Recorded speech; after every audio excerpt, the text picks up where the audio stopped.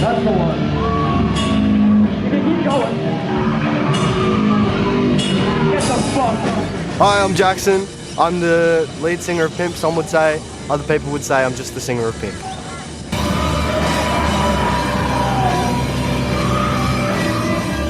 Yo, what's up? I'm Lachlan from Pimp. I play bass. I'm pretty okay at it.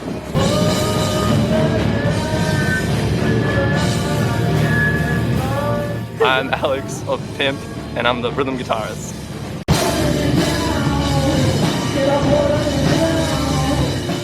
I'm Tegan from Pimp. I'm a drummer. I drum, bang, hit things.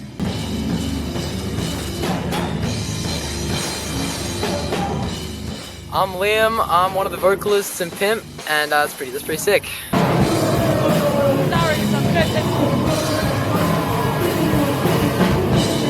I am Jeremy Pimp from Pimp, and I play the 7-string guitar.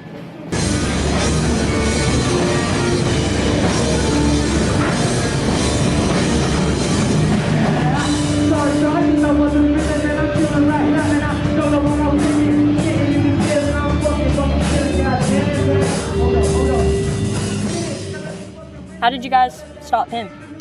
Okay, so I actually wasn't originally in Pimp. It was, okay, way back, it was like some chick from our school and a couple of them. I don't know because I wasn't there. Well, I mean, I was there, but I wasn't part of the band. And then it was those guys and another drummer, whom I won't name. And then they played, okay. We, in separate bands, in my band, and in them with the other drummer, played battle of the bands and they won. So I was like, oh, these guys are way cooler than me. So I said, guys, I'm like way cooler than your current drummer, you should let me in your band, and they did. Well, we started basically with like, you know, we're just playing in school, you know, mostly for like class and stuff. For a music assessment, we had to make a song. So like, we were like, you know what, let's just make our own song, you know, we're gonna make it cool. And that was conveniently around the time of our school's Battle of the Bands. Oh, so shit. like, dude, we already know these other covers, we should just do this and make it a thing. And we did that. We actually won because the judges were, you know, they were like super into that. Oh yeah, this metal stuff, woo! We played like Chop Suey and shit. It didn't sound good. We had a trash drummer, but now we've got a good one. But yeah, that's how we started. Ever since then, we were like, yeah, we should take this outside. We should actually make this a thing, you know. And we've done gigs, a lot of them. We've got 1,000 followers recently as well. So like, it's just been like, you know, good fun with the mates, you know, just making music. Well, you know, they had like the other band going with this other singer, and I was like, hey, what the hell are you doing? I'm right here. I'm way cooler than this other person. They were like, get out of here. You have no experience, right? And then they played Faith by Limp Bizkit, Valentine's Day, and I did that shit, and everyone was like, damn, this guy can scream, you know? And, you know, I fucked my vocals, and I actually chipped my tooth, but yeah. How did you chip it? From singing? Hitting the mic. I was like headbanging with the mic. Yeah, and then, you know, kicked the other drummer out, got a new drummer in, here we are. Yeah, Tegan! Yeah. I started Pimp through high school, doing like battle of the bands and stuff. That was like mainly it. And this is Jeremy just asked, like kind of jokingly one day, it was just like, oh, you should just learn guitar and then join the band. And it was just like, oh yeah, I will. And he was like, seriously? And I was like, yeah, I will. And that's just how it started. I learned guitar to play with Jeremy. Way back when, right? We formed, I was the first, me, Alex, and Lachlan were the first initial members of the band. And we like, well, it was like music class, like grade 10, right? Yeah. And we went through a phase, we went through some people we booted out because they weren't in. They weren't in. And it started with Frankie, she was on vocals, and we formed another band called Heretics 4. And Balin was also on drums. You might have seen him in some of the old Pimp archives. But we've hence kicked him out last year. And we got Tegan as a drummer. Yep. And Upgrade. Yeah.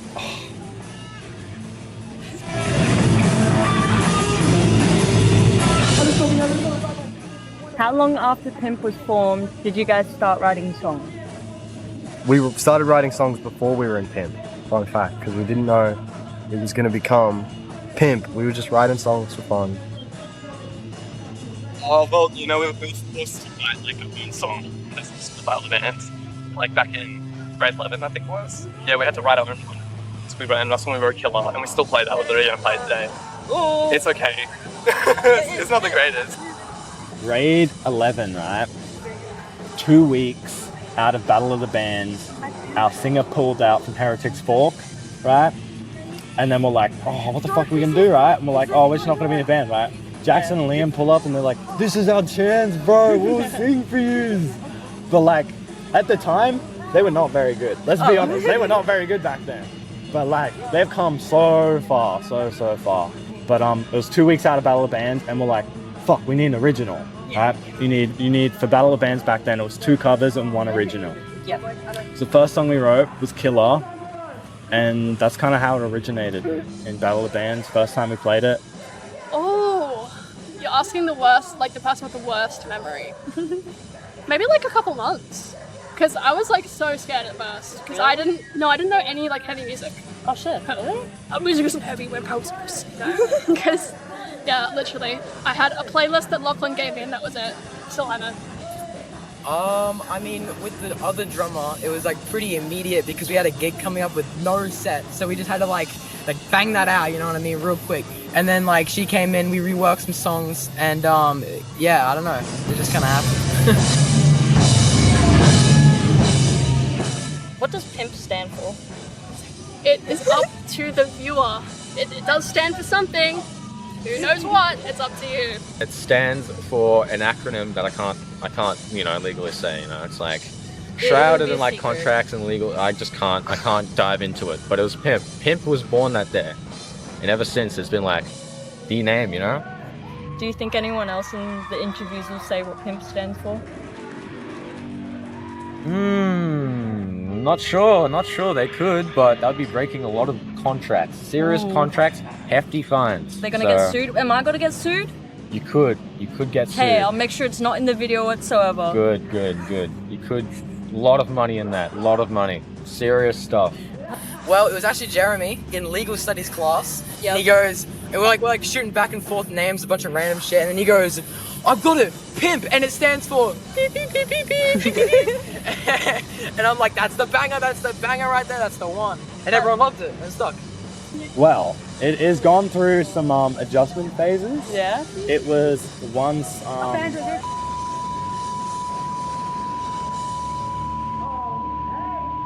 yeah, that one was good.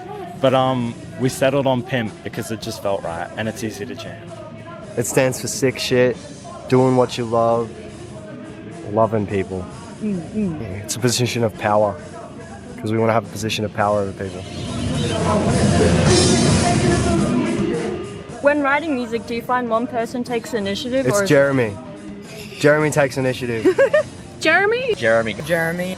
I'd be really interested to see what everyone else says. Usually it starts with like a riff that one of us comes up with and kind of like puts it forward. It's usually me, but sometimes it's been Lachlan. Right, yeah, it's usually me or Lachlan that comes with a riff and we kind of just like jam it until it kind of makes sense. So you guys would work together with that? Yeah, it'd just be one riff and then everyone else would help write like the rest of it. And then we all sort of join in and write and we say what's whack and what's not. But we'll talk about like the structure, you know, the lyrics will be done by our singers and stuff.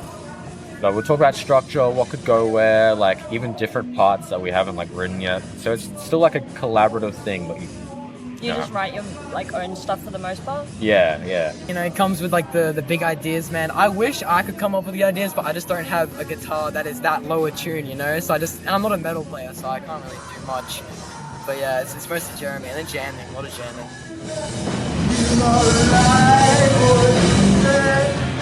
Bassist versus bassist, who would win, Jofi or Lachlan? No, it's gotta be Lachlan. Oh, me. Oh, I have to say Lachlan. I agree. And I have a good reason, right? I'm in another band with Lachlan, right? He's my bassist right there. And this is the thing, when I jam, Lachlan can just play by ear and it will be in key somehow. I don't know how he does it, but almost every time he's in key. And then he hits a wrong note and I'm like, looking at him and he's like, oh, sorry about that, you know? Jofi. He's my Pookie. It's got nothing to do with bass abilities. It's got everything to do with who I love more. Just kidding, Lachlan. I love you both equally.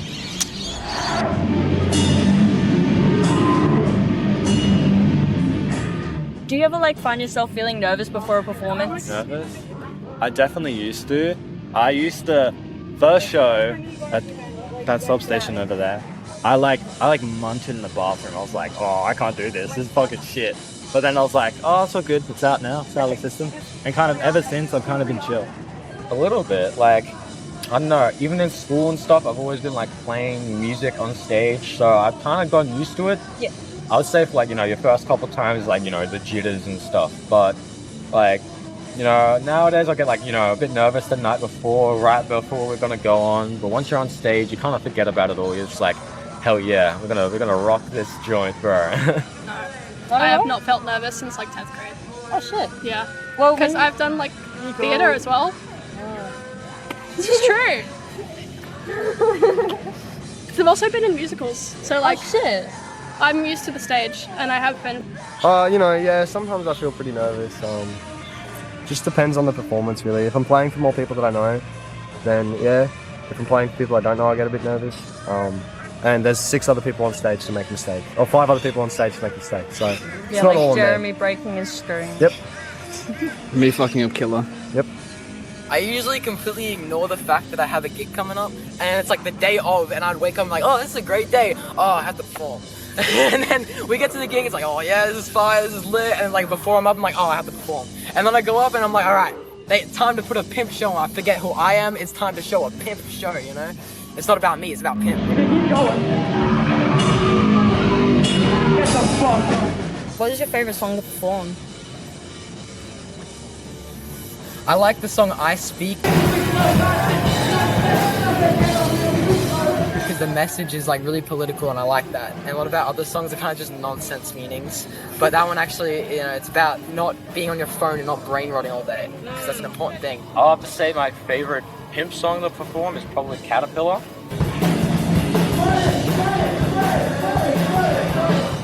I really like the bridge and then the outro, like the breakdown's like crazy. It's always fun to play.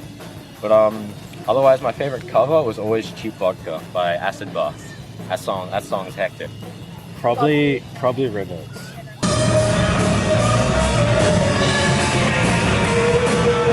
Rivers is like probably the most refined, in my opinion, the best piece. Fair enough. What about covers? Do you have a favorite cover to perform? Oh, Cheap Vodka by Acid Bath, definitely. Rivets.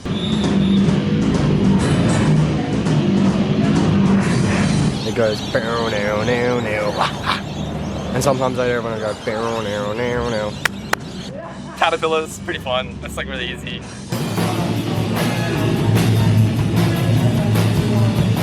That one's got groove. Like What about like covers? covers, Candy Worms or Cheap Vodka. They're pretty good. What is your biggest achievement as a band so far? Well, I would say either like hitting 1,000 followers, which is, that's crazy. That's we started pretty good. like, 0, or playing the Triffid. It was like full sound system, it was like our actual like first Proper like big show, Playing the Triffid, winning the wild card in Clever Battle of Bands and going to the Triffid was crazy. We played at the Triffid, and the guitarist from Powderfinger said that we were sick. Playing the Triffid was pretty cool at such a young age, because I fucking suck at guitar. I think the fact that we actually have $1 in the Pimp bank account is quite impressive. I would say Big Takeover was a pretty big achievement, putting our own gig on and having people actually show up. It was actually a school assessment to put a gig on outside of school for our music assessment. And we were like, yo, let's take this opportunity, let's get lit with it, right? So we borrowed some of the school's equipment, hired a generator, bada bing, bada boom, set it up. It was fire. We were like, dude, what if no one comes? What if no one shows up? And people showed up. How many people showed up? That's a great question. What about ticket sales? You can't tell. I don't know. There's probably like 30 to 40 people probably max. No, it was more than You reckon?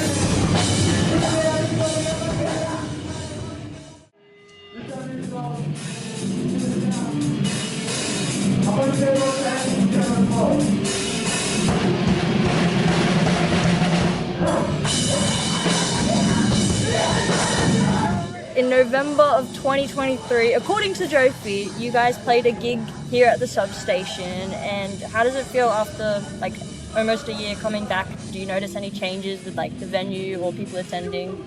Well, I mean, the venue, you know, same old, same old. Biggest changes with Pimp, I reckon, like colossal big change. Like so many things have just improved since then. So it's kind of cool being back, you know, it's like kind of rewriting history a little bit. Yeah, the venue still sucks. The music quality still sucks. And yeah, it's still great, but it's a substation. You gotta love the substation. Nope. People attend? Nope. Same shit.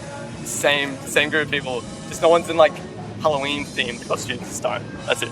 I mean, I feel like the first substation gig we played was a lot more people, but I could be wrong about that. Because I remember just seeing so many people on the outside just like sitting around and stuff. Yeah. But yeah, no, it's sick to be playing again. And it's like the last substation gig, which is like, you know, history right there. I swear everyone's like 14 now, and it's crazy. And there's a big difference now between the people that used to go to shows and the people that go to shows now. They're the same kind of people, just they're a new wave. This was like a year ago. Yeah, it's crazy. How would you describe the importance of this venue to yourselves as performers and attendees? I mean, it's our first gig venue, so like it's kind of like a big thing. Every time we go past on the bus or whatever, we're always like substation, you know, as we go past. But yeah, it's a thing, you know. Oh, it's a pretty good venue. Everyone loves it. It's such like a homely thing. Half the time people don't even go into the actual fucking building. That's like a real key part of it. But this is the last gig here too, because they're not even allowed to play music events here anymore. The substation's awesome and it should never go away. That's what I have to say. Isn't it the last gig? Supposedly. I think it's a good venue because it's very open and it's very cheap for people to just go. I mean, it used to be none anymore because you can't go there anymore. But people really inflate its significance like it's this crazy, massive thing. But there's always more venues. Venues open, venues close. It happens all the time. And there'll be another venue. Could be better, could be worse, but there'll be another one. But it's really sick playing in a little tiny room, I'm not gonna lie. You guys frequently promote the idea of all ages gigs. Can you tell me why and how that's important to the Brisbane scene? Well, you gotta think of it. I only turned 18 last year, and like mid last year too. So like if that Ancient Dismal Hardcore show wasn't all ages, I probably never would go into the scene. It's also just a good way of like showing our creativity. It gets more people to create music. Like you see so many like more young people like today. I've seen so many more like people I haven't seen before. And it's just a good sign that the scene is still alive and that people are coming to join it. So that's what matters. I'm not 18. Oh yeah, true. I wouldn't be here if it was. That's not true. I would still play. I've played over 18 gigs, which is a shame. Oh, I have so many underage friends. Like, it's just be inclusive, man. It's so much fun. Don't make it for adults only.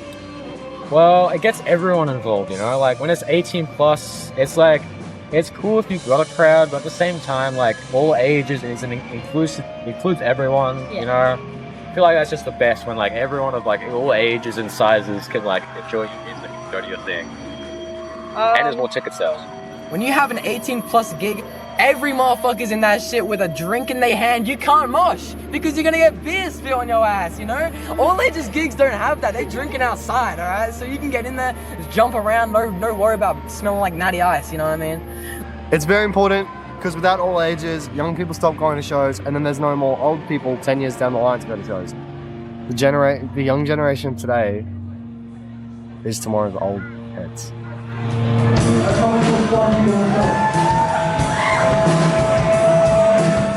Would you say there are any negatives, like in the music scene, especially with all ages? People like do drugs and stuff, but like they're pretty safe mostly. I would say, like, probably, like, I don't know, like, all the youngins mixing with, like, the old people, like, you know, they're doing, like, you know, fucking drugs and whatever, you know, like, you know, do what you want, but, like, when there's a mix of that people, it can just it can spill out, you know, and there's probably a lot of creeps in the scene too, so it's not really a good thing either. More of them. More negatives? No. No. More gigs, more all-age gigs, and venues. We're running out, they're dying. This is like the last substation gig, isn't it? Yeah. So sad. Oh, shit. Yeah, open it back up.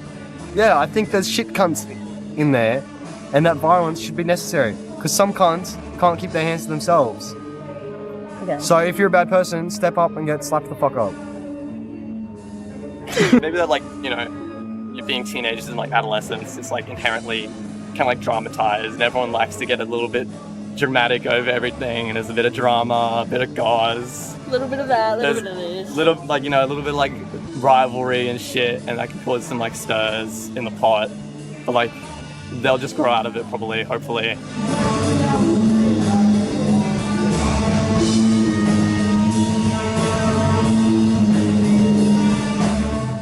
A few people have said that Jackson looks like he's been edited into the photos. Do you guys edit Jackson into your posts? That's that one photo that we did. Which one is it? Do you know? No, I don't, but I do remember. I swear to God, he was edited in, or he just looked like he was. It's one or the other, but there might be some truth in that. There is one photo where he actually was edited in because you could see it. Basically, Oh yeah, I remember. It was the when we played Battle of the Bands at like the first one to school, and it was there was like a poster and we put them up around the school, and it was like us just performing in like Lachlan's garage. You couldn't see Jackson in the photo, so we just put Jackson in the photo. Like he's just like creeping up over like the edge of the photo, and that's it. That's the one. so it has been confirmed that Jackson is edited into at least one photo. One photo that I can remember. No, he don't. He just looks like that. Are you sure? Yep. You look kind of photoshopped. No, Some, not just me, No, other people no. say. why would they edit me? Because I'm right there. Okay. Some people have said that Jackson looks like he's edited into photos. Is he? See, Jackson's actually a hologram. I thought so. Not a lot of people know this. We just have a projector wherever we go, and that's Jackson. So is he like a real person at all, or just a hologram? Like, did you make him up? It's kind of up to you. It's your definition of real. Have you ever noticed the way his bald head shines under the stage lights? It's actually, if you really focus, it's projection. Like, he's a hologram. Come on, like, You if know, you it's- looked at it's me. true, he's a hologram. I'm sorry. If you look, he does look edited into some. Yeah, no, he is a hologram. He's completely edited. He's not a real person. If you see him in real life, like, that's the real Jackson, but he, like, is so nervous, you know, like, So he he helps. has no talent. in real Yeah, life? literally. No, here's the thing, though. He helps write the songs, but he can't do anything else. So we just have to get a hologram in for, like, the live performances, you know? Right. Because he's, like, the front man, you know? He's the image, the bald head. Are you secretly a hologram? No. Are you sure, like, Pimp doesn't edit? I'm sure. Next question.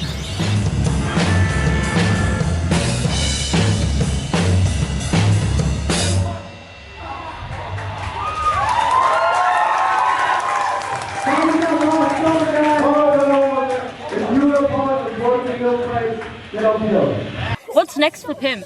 Next for Pimp? Well, Fever Shack's next for Pimp. That's the next big event for Pimp. And we got this guy on bass, bro. And that should be good. And then from there, we're gonna write a bunch of music. We have to get some sort of like EP or like demo out this year, is the plan.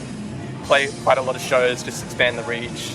Work on stuff that just isn't the band, and that we can collaborate with the band in order to just expand the brand. I'm gonna get on some more merch. Hopefully we're gonna get shirts sometime this year. And we're looking at recording, EP, demo. Yeah, it's expensive though, so. Probably we're trying to work out this hologram thing at the moment. So probably get that fully fledged, and then I can move on stage. I mean, I can already move on stage. And I'm already not a hologram, but It's just the glitches are starting to become. in case we noticeable. wanted someone to be a hologram in Pimp, you know, we could really get that sorted out. So Is anyone a hologram in Pimp? no. Okay. Well, we gotta get some merch on the way. It's gonna be heat, absolute fire. Recording. There's a possible East Coast tour, but we gotta go around different cities first, you know, spread the word, you know, first. That would be sick though. Those are the plans so far. Is there anything you'd like to say to whoever's watching? Get off your phone. Don't bedroll all day. It's bad for your brain. It's the reason you're so depressed. And create something. Go to shows. And don't be a shit cunt. Shout out Scram, Lower Clarence Hardcore. You're really sweaty. No. Come to Pink Gig. Support this Brisbane scene. We rock. You rock. Goth Everyone chicks are awesome. Learn an instrument earlier and don't be a bitch like I was and be like, I don't want to learn an instrument, that shit lame. It's not lame, it's fucking awesome. Especially if you find good music that you like to play and then it's like, oh, I want to play this song and it's like, I want to play that song. And it's awesome. Come to shows and don't be a cunt. Listen to Pimp's music when it comes out. Thank you for listening to Pimp's music when it comes out. I love you. Thanks for supporting Pimp.